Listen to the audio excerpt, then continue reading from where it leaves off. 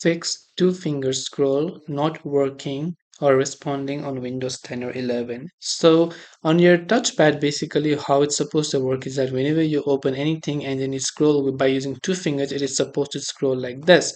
But if it is not scrolling for some reason, then there are ways to fix it. Once you open up settings in the search bar, simply search for touchpad settings and you'll simply find touchpad settings here. Now, once you go to touchpad over here under scroll and zoom section, make sure to expand the menu and select the option called drag two fingers to scroll. If this is usually turned off, then the two fingers gestures will not work and the pinch to zoom will also not work. So you want to make sure to check these options and that should hopefully solve your problem. So hope this video helped you. If you have got any more questions, then feel free to leave them down below. Thank you for watching till the very end of this tutorial, and as always, see you soon in our next video.